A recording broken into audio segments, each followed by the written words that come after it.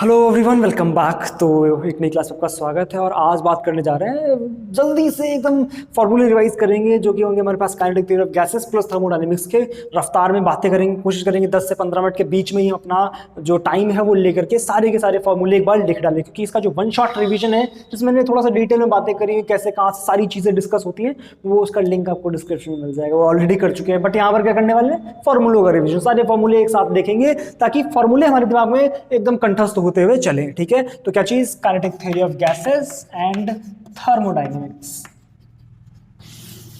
Okay, इस mind map फटाफट से उठा लो एक पेन और पेपर और लिखते हुए चलेंगे। ठीक साहब, काइनेटिक थ्योरी ऑफ गैसेस में शुरुआत कहां से होती है? शुरुआत होती है प्रेशर से। प्रेशर का formula P is equal to 1/3 ρ v square. ठीक साहब, यहाँ पे v क्या होता है? Average velocity. ओके, फिर हम बातें करते हैं तीन टाइप की वेलोसिटी। जब हम मैक्सवेल बोल्ट्जमैन डिस्ट्रीब्यूशन पढ़ते हैं या हमारे पास मैक्सवेल वेलोसिटी कर्व पढ़ते हैं तो वहां पर हमारे पास तीन टाइप की वेलोसिटी आती है, v RMS, फिर v मोस्ट प्रोबेबल, फिर यहाँ एवरेज लिख लेते हैं यहाँ पर एवरेज, फिर v मोस्ट प्रोबेबल। एवरेज क्या होती है, सॉरी RMS क्या होती है? √3kT/m। एवरेज क्या होती है? √8kT/m। MP क्या होती है? √2kT/m। ये क्या होती है हमारे पास? RMS, एवरेज और मोस्ट प्रोबेबल। इनका सीरीज क्या होती है? पहले सबसे बड़ी होती है RMS, फिर एवरेज, फिर मोस्ट प्रोबेबल। याद कैसे रखेंगे? RAM। राम से आप याद रखोगे, राम नाम, बिल्कुल ठीक है।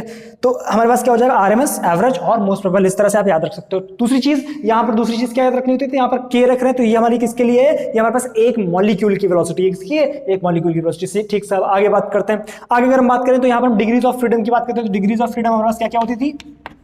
Degrees of freedom F is equal to 3, F is equal to 5, F is equal to 6। किसके लिए? 1D के लिए। 1D, ये 2D, ये 3D। ये 1D, ये 2D, ये 3D। जब हमारे पास वाइब्रेशनल आती थी तो +2 कर देते थे, इसमें +2 कर देते थे अगर वाइब्रेशनल आना है। ठीक है, इसमें +2 नहीं करते थे, केवल इसमें +2 करते थे। इसके बाद क्या आता था हमारे पास? इसके बाद आता है हमारे पास इसमें जो gamma factor, gamma is equal to 1 + 2/f। 1 + 2/f। आप f की अलग अलग वैल्यूज रखेंगे तो गामा की 3 वैल्यूज कैलकुलेट होकर के आती हैं for 1D, 2D and 3D। ठीक साहब, इसके बाद क्या था? CP/CV का ratio, CP/CV is equal to gamma. CP/CV is equal to gamma. ठीक है, और क्या क्या बात थी इसमें? ये हमने CP पे बात कर ली, CV बात कर ली, गामा कर लिया, RMS हो गई। ठीक है, इसमें एनर्जी की चर्चा होती थी। एनर्जी क्या होती थी? U इज इक्वल टू क्या होता था? del CV/del T। ठीक है, इसका जो दूसरा फॉर्मूला आता था हमारे पास, इसमें जो इक्विपार्टीशन थ्योरम पढ़ते थे जहां पर हम एनर्जी की चर्चा करते थे, तो इक्विपार्टीशन थ्योरम में याद करो हम लोग क्या लिखते थे कि U जो होती है, अगर 3 डायमेंशन की बात करें तो 3/2kT होती है, तो पर डायमेंशन ½ kT होती है। ½ kT पर डायमेंशन होती है, ये क्या थी हमारे पास? इक्विपार्टीशन थ्योरम थी हमारे पास। ठीक है, यानी अगर हम F डायमेंशन की बात करें तो हमारे पास U का फॉर्मूला क्या आ जाएगा? U is equal to F/2kT। This is for F degrees of freedom. Clear है? ये हमने काइनेटिक थ्योरी की बातें कर ली। अब किसकी बात करते हैं? थर्मोडायनेमिक्स के फॉर्मूले रिवाइज कर लेते हैं। थर्मोडायनेमिक्स में क्या था? थर्मो में लिखते हुए चलते हैं फर्स्ट लॉ। कहां से? फर्स्ट लॉ से। फर्स्ट लॉ क्या था? Delta Q is equal to delta U plus W। Q is equal to delta U plus W, जहां पे W क्या होता था? W होता था हमारे पास P इंटीग्रल dV, या इंटीग्रेशन P dV। ठीक, फिर हम वर्क डन डिफरेंट सिस्टम्स के लिए कैलकुलेट करते थे। हमारे पास आइसोबैरिक, आइसोकोरिक, आइसोथर्मल और एडियाबैटिक प्रोसेसेस आते थे, सबके लिए वर्क डन हमने कैलकुलेट किया था। ठीक है, तो अगर हम आइसोथर्मल की बातें करते हैं, इसके लिए आइसोथर्मल के लिए बात करते हैं। आइसोथर्मल के लिए वर्क डन का फॉर्मूला क्या था? चूंकि यहाँ पर हम रखते थे तो हमारे पास nRT ln V final by V initial। This is the work done for isothermal process. इसके बाद क्या था हमारे पास? Adiabatic, isobaric process. आइसोबैरिक के लिए वर्क डन क्या आता था? W इज इक्वल टू, जब हम nRT कॉमन लेते थे, हम बोल सकते हैं इसके लिए हम P कॉमन लेते थे तो बनता था V2 माइनस V1, या V final minus V initial. ठीक है, ये किसके लिए था? आइसोबैरिक के लिए। फिर क्या था हमारे पास? फिर था हमारे पास आइसोकोरिक प्रोसेस। तो आइसोकोरिक के लिए W क्या आता था? 0 फॉर आइसोकोरिक। ठीक, फिर एडियाबैटिक के लिए हमारे पास क्या फॉर्मूला था? एडियाबैटिक के लिए हमारे पास बन जाता है W is equal to nRT upon gamma minus 1। और यहाँ पे क्या बनता था हमारे पास? कुछ गड़बड़ लिखा गया मैंने, सही था यहाँ पे NR और यहाँ पे T2 माइनस T1। करेक्ट में if I am wrong, formula एक बार चेक कर लो। यहाँ पर मेरे पास आप नोट्स रख सकते हो अपने साथ में। अगर मैं कोई फॉर्मूला गड़बड़ लिखता हूँ या तो मैं एडिटिंग में आपको बता दूंगा कि यहाँ पर मैंने गड़बड़ लिखा, क्योंकि जल्दबाजी में ऐसा हो सकता है कि कोई फॉर्मूला कहीं पर हल्की सी मिस्टेक होने की चांसेस होते हैं। तो आप इस चीज को कॉपरेट करते हुए चलेंगे। अगर कोई गड़बड़ी होती तो मैं प्रयास करूंगा कि आपको बता सकूं कि यहाँ पर कोई चीज गड़बड़ हुई है, ठीक है, क्योंकि बहुत तेजी से मैं कोशिश करता हूँ 10 से 15 मिनट के बीच में आपका कंप्लीट रिवीजन हो जाए। ठीक साहब, हमारे पास वर्क डन हो गए सारे प्रोसेस के। इसके बाद क्या बात करते थे? इसके बाद हम एंट्रोपी पे चर्चा करते थे। किसकी चर्चा करते थे? एंट्रोपी। एंट्रोपी क्या होती थी? S is equal to integral dq by T, integration dq by T. अब जब भी हम एंट्रोपी की चर्चा करते थे तो मैं थोड़ा सा जगह, चलो अभी यहीं कर लेता हूं, जगह है, ठीक है। जब भी हम एंट्रोपी की चर्चा करते थे तो एंट्रोपी में हमारे पास दो तरीके के सिस्टम होते थे। दो तरीके के सिस्टम मतलब एक फाइनाइट बॉडी होती थी, एक हमारे पास थर्मल एनर्जी रिजर्वायर होता था। जब भी हम Q, यहाँ पे dq क्या लिखते थे? dq is equal to mc delta T, या mc dt लिख लेते हैं ताकि करने में आसानी हो। dq को कैसे लिखते थे? mc dt। अब अगर थर्मल एनर्जी रिजर्वायर होता था तो dt की वैल्यू जो हमारी होती थी कांस्टेंट होती थी। dt क्या होता था? कांस्टेंट होता था, या बोल सकते हैं ये t हमारा कांस्टेंट रहता था, ठीक है, t के रेस्पेक्ट में। ओके, बट जब हमारे पास जो हमारा बॉडी फाइनाइट होती थी तो वहां पर ये t कांस्टेंट नहीं होता था। तो t constant, t is equal to constant for thermal energy reservoir. Thermal energy reservoir क्या होता है? जिसका जो हीट होती है वो चेंज नहीं होती, इसकी हीट कैपेसिटी इनफाइनाइट होती है, बट ये कांस्टेंट नहीं होता है for finite body, for finite body.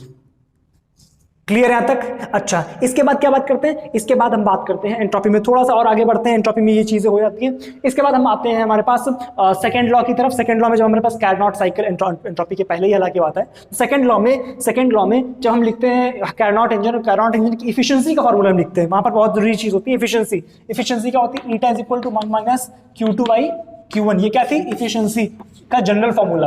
But जब हम कार्नोट के लिए लिखते थे तो कार्नोट साइकिल के लिए ईटा क्या आता था? 1 minus T2 by T1।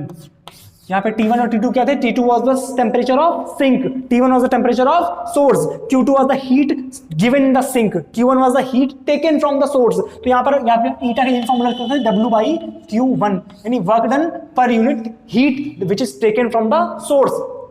Clear हो रही है यहाँ तक बातें? अच्छा, फिर इसके बाद हमने क्या बात करी थी? फिर हम बात करते हैं मैक्सवेल्स इक्वेशन की। इसमें मैक्सवेल्स इक्वेशन की जो इक्वेशंस हैं वो बहुत हमारे कारगर होती थी। तो हमने आपको शॉर्ट ट्रिक भी बताई थी। शॉर्ट ट्रिक कैसे हम इस्तेमाल करते हैं, मैं थोड़ा सा जगह बनाते हुए चलता हूं।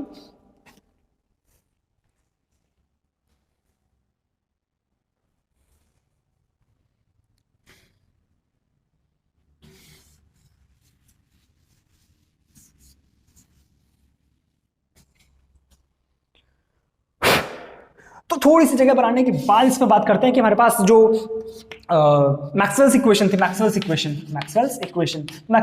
में हमारे पास चार क्वांटिटीज होती थी, P, V, T, S। ठीक है, जब भी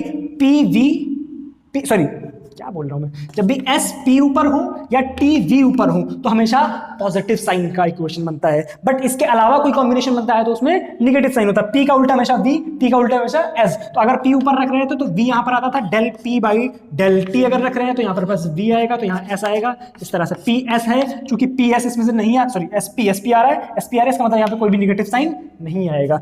TV आ रहा है तो हमारे पास क्या जाएगा? डेल T बाई, यहाँ डेल हम V रख लो तो यहाँ डेल P होगा, यहाँ पे हमारे पास डेल S होगा। इसको इस तरह से रखेंगे। अब यहाँ पे कांस्टेंट क्या रखना होता है? यहाँ पे इधर वॉल्यूम था तो वॉल्यूम कांस्टेंट, यहाँ पे इधर टेंपरेचर तो इधर टेंपरेचर कांस्टेंट। ठीक है, ये हमारे पॉजिटिव इक्वेशन बन जाता है। नेगेटिव वाले में क्या बन जाएगा? ऊपर आप ST डाल दो, तो S अगर यहाँ होगा तो हमारे पास डेल बाई डेल P अगर डालोगे तो यहाँ पर V होगा, हमारे पास यहाँ पर S होगा। तो हम इसको इस तरह से बना सकते हैं माइनस साइन के साथ में। यहाँ T था तो यहाँ T ले आओ, यहाँ P था तो यहाँ P ले आओ। ठीक है, अगला क्वेश्चन यहाँ माइनस, ध्यान रखना माइनस मैं इधर लगा देता हूँ ताकि याद रहे। इसके बाद क्या था हमारे पास? ST हो गया। इसके बाद P और V अगर हम अगर हम यहाँ पे S रख चुके हैं, यहाँ पे P रख चुके हैं, हमारे पास क्या बचा? यहाँ पे T और इधर हमारे पास S बच रहा है, शायद T नहीं, TP बचेगा, TP बचेगा। तो यहाँ V रखेंगे, यहाँ हमारे पास S रखेंगे, डेल डेल डेल डेल, इधर यहाँ V लगा दो, यहाँ S लगा दो, माइनस का साइन लगा दो। तो ये हमारे हो गए मैक्सवेल्स इक्वेशन। क्या यहाँ तक की बात क्लियर है? पक्का? अच्छा, इसके बाद और क्या था इसमें? कंप्रेसिबिलिटी जो आती थी, आइसोथर्मल कंप्रेसिबिलिटी। कभी कभी इसका फॉर्मूला पड़ जाता है alpha is equal to -1 by V del V by del P at constant entropy, I think at constant temperature. एक बार चेक कर लेना इस फॉर्मूले को, एक बार कंफर्म कर लेना इस फॉर्मूले को। ठीक है, मुझे जहां तक याद है कि फॉर्मूला मैंने करेक्ट लिया हो, फिर भी नहीं लिखा है तो एक बार करेक्ट कर लेना इस वाले फॉर्मूले को खासकर। ठीक है, मेरे दिमाग में भी नहीं चढ़ रहा है। ठीक है, आई होप यहां तक की बात क्लियर हो गई। सारे सारे फॉर्मूले आई होप मैंने लिख दिए हैं यहाँ पर, ठीक है। जो अब आपका काम क्या है, नोट्स उठाओ, पलटना पलटाओ, क्योंकि मैंने नोट्स नहीं रखे हुए तो मेरे को मिलाने में थोड़ा समय लग जाएगा, ठीक है। नोट्स मेरे को लाने पड़ेंगे उठा करके, फिर देखना पड़ेगा कौन से हमारे फॉर्मूले सही कौन से गलत। हालांकि जो लिखे हैं उसमें से ऑलमोस्ट सही होंगे, अगर कोई करेक्शन करना हो उसको कमेंट सेक्शन में लिख देना, ताकि मैं आपका कमेंट पिन कर दूं, ताकि दूसरे लोग भी देख सके कि ये फॉर्मूला जो है यहाँ पर ध्यान रखना है मेरे को, ठीक है। और जो एक्स्ट्रा फॉर्मूला हो आप कमेंट सेक्शन में लिखोगे आकर के। तो मोस्ट ऑफ द फॉर्मूले मैंने यहाँ पर लिखवा दिए हैं, जो भी दिक्कत आए कमेंट सेक्शन में पूछ लेना, ठीक है। चलो ढंग से पढ़ाई करते रहो, रफ्तार में रिवीजन करते रहो, जब भी कोई दिक्कत आए याद कर लो फिजिक्स टॉक्स को, ठीक है। चलो मिलते हैं नेक्स्ट वीडियो में, तब तक के लिए thank you so much, bye bye.